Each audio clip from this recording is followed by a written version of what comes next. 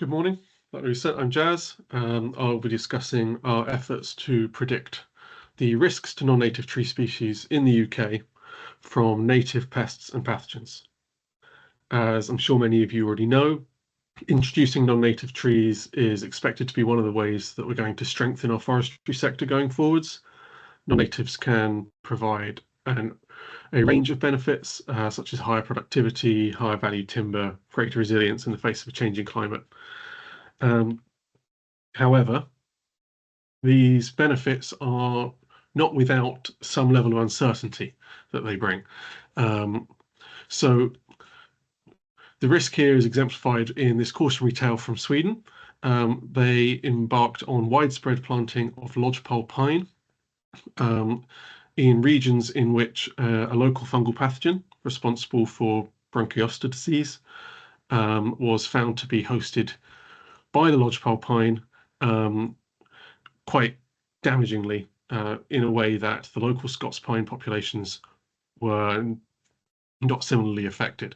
The result was significant economic damage and significant losses of the plantations. So the question now becomes, if we had known that this interaction was going to happen beforehand, could we have prevented it? If we had been able to predict it? We believe we could. So if we had been able to predict it, this interaction could have allowed for informed decision making at a stakeholder level. Knowing that such an interaction was a risk, efforts could have been made to identify the severity of that risk through planting trials or inoculation of some trees with the fungus. And then upon identifying how severe the damage could be, options could have been explored to avoid the sort of economic impact that would have been associated with the plantations failing on that scale. Alternate tree species could have been selected, or planting could have been restricted to regions with a very low prevalence of the fungi.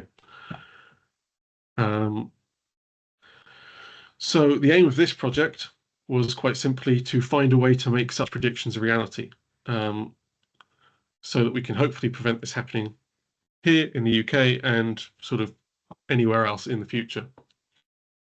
Our work aimed to address the uncertainties that are associated with introducing non-native tree species by developing a methodology to estimate the likelihood of novel interactions between non-native trees and the native pests and pathogens found, in our example, in the UK.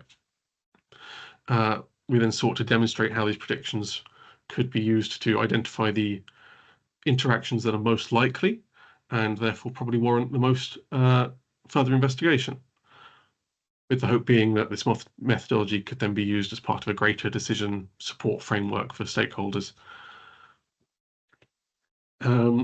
So before I go on, in our sort of proof of concept work that was embarked on in this project, we selected 28 non-native tree species that have been identified as potential forestry candidates for the UK. They're listed on this slide, as you can see. We have an even mix of conifers and broadleaves with a range of genera represented. You've got firs, maples, alders, cedars, eucalypts, southern beech, spruce, pine, redwood, and then also red oak, western hemlock, and the tulip tree. It's a pretty diverse spread, and hopefully this means that our methodology is widely applicable. So onto the approach. We developed a methodology which is totally novel in how it combines phylogenetic information, so the tree relatedness, with the similarity of the native host ranges of the threats that are present on these trees. And then we hope to use this to give us a predictive framework which is able to predict the likelihood of interaction between any combination of species in the phylogenetic tree and the sort of matrix of threats. The rationale for modeling in this method is that phylogenetic relatedness between native and non-native host species is a critical predictor of host-threat interactions. This is a fact that's already been shown by a number of other studies. Of course, the logical basis for this is, as illustrated in the diagram, pests and pathogens are more likely to exploit those non-native trees which are more closely related to their native host species. And this is, of course, because they are more likely to share the traits that make them suitable hosts.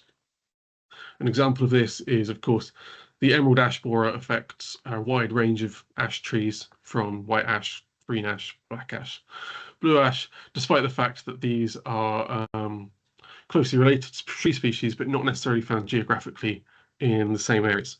But they all share the same traits that make them suitable hosts.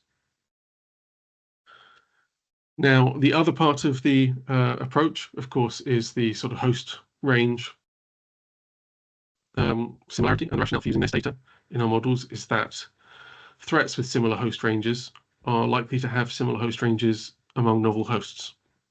So if the hosts in the UK that they are normally on in their native range are, if they have a lot of overlap between two threats, then they're expected to share that overlap when we introduce potential novel hosts. This is because if a pest or pathogen leverages the same vulnerabilities, then they will continue to leverage those same vulnerabilities if they're identified in new novel hosts. This diagram sort of illustrates that you have very similar ranges in sort of the vertical distributions of some threats. And this is notable because green here is fungi and blue are insects, and you can actually see quite a lot of similarity between these two threats here, despite the fact those are Heterobasidion anosum, or conifer root rot, and then Xyloborus dispar, or the European shothole borer. And so despite being, totally unrelated threats and species, they are having largely overlapping host ranges. And this means that compared to other things, they're more likely to predict the interactions that each other have with threats. And this is, of course, important for the modeling. So to get a big picture perspective, we sought to use a broad data set. It was over 600 threats and included insects, bacteria, fungi, oomycetes, and viruses. Now, selecting a data set of this size wasn't without consequence. It was such a wide range of threats that it was impossible to model them all together, because the chosen method of statistical analysis, a multivariate Bayesian logistical regression, if anyone's interested, is computationally very demanding and does not lend itself well to parallelization, meaning no matter how powerful a computer we run it on, it's not going to speed up particularly. So you might think this is a problem, and it would be. However, if you think back to the previous slide, for any given single threat, the majority of other threats are not actually going to be providing anything useful in predicting interactions, as they don't share a lot of similarity in their host ranges. Therefore, we found we only need to consider the threats that contribute the most information to modeling each threat. And this led us on to refining the approach so that the input data was targeted to focus on the threats with the greatest similarity to those of sort of the focal threat. This resulted in us running multiple models, essentially a targeted model for every focal threat, or for every threat in the matrix, but this was still much faster and much less computationally demanding than trying to run them all at once. And then for each model, a cluster of similar threats was created and used as the input. So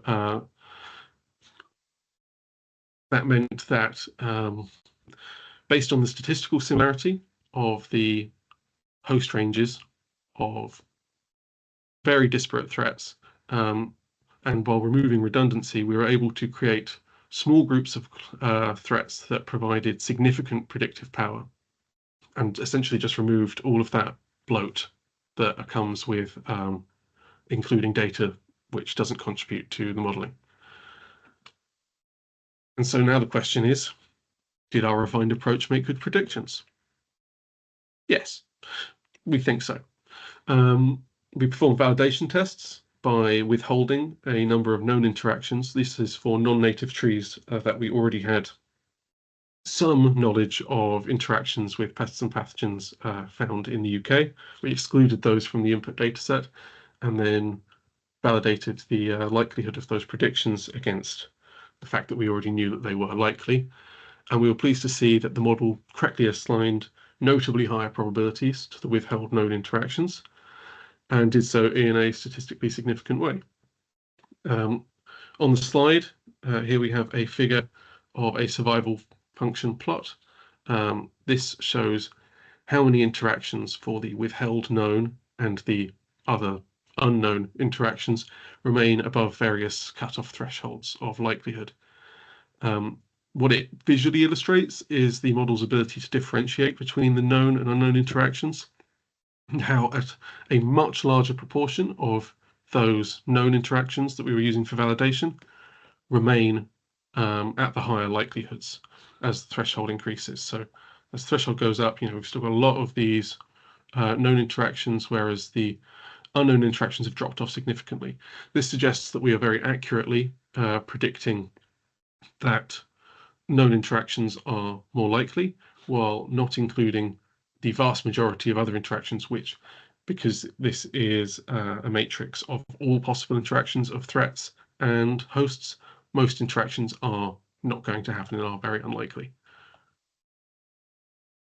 So now that we know that the model is reliably returning those accurate predictions, the question becomes how to identify which interactions are of interest. To prevent more situations like the one in our cautionary tale at the start. If you look at this survival plot, it's actually the same information as the previous plot, but here presented in numeric form on a logarithmic scale rather than as a proportion. And you can see that we started with just over 17,000 possible interactions for the unknown interactions. And this is a huge number among which we will find potential novel interactions of interest, but there's too many interactions to, if we wanted to assess each one for severity, things like that, 17,000, a lot of legwork, too much. So to reduce the number of interactions, we can set a minimum threshold for likelihood, and that threshold can then be changed to be more or less stringent, reflecting how many interactions we want to capture, and the level of risk aversion that the stakeholder may have. So in this example, I've set thresholds at 0.1 and 0.3, and at 0.1, the number of interactions for the unknown, which is where the novel interactions are, has fallen to around 500. I realize on a logarithmic scale it's a little unclear, but trust me, it's about 500, and that means we've already removed 97% of the interactions, leaving us with just sort of the most likely 3% in this area here. However, 500 is still quite a lot of interactions to consider.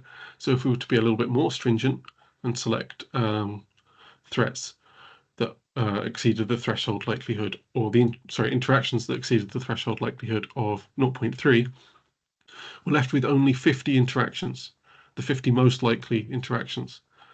And this allows us to focus on these most probable interactions and reduce the chance of false positives, providing sort of a far more compact list at the risk of potentially filtering out some real interactions that were predicted with lower likelihood, but with the added benefit of removing a lot of very unlikely interactions that would just be a waste of time to investigate.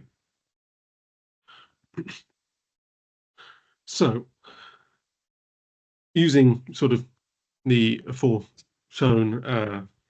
methodologies of setting thresholds, generating interaction likelihoods, and then setting thresholds, stakeholders can directly take that list of interactions yielded from thresholding and use that to inform whatever they want to do next, whether it's species selection to identify, for example, just which non-native species potentially have the fewest risky interactions, assess the likelihood, or not the likelihood, sorry, the severity those interactions may have through trials, things like that, or even direct breeding if a non-native tree species is of such great interest that it must be had. Perhaps breeding and selection of resistant varieties then becomes an option, but only because we are informed of the risk that is associated with the interactions before we embark in the planting. So to conclude, we developed a novel framework that contributes a sort of robust data-driven method for evaluating the risk that native pests and pathogens may pose to non-native tree species. And it harnesses only very readily available host range information, phylogenetic relationships, and then through using sort of customizable thresholding, it delivers quite actionable probabilities and lists of high value or high risk interactions that may be worth or may warrant further investigation. And then these can hopefully be integrated into a broader forestry decision-making framework. So that's sort of the project. I'd like to acknowledge that I completed this work alongside my supervisors, Laura and Richard, and we'd like to extend our thanks to the many people who took their time to offer us insights along the way. And thank you for listening. We also did have a specific sort of point of interest, which is if you'd like to access this work's findings and have thoughts about what format you might like to access them in, we would like to hear about that. And so please feel free to contact Laura at the email at the bottom of the slide. So that's l.kelly@q.org. Thank you.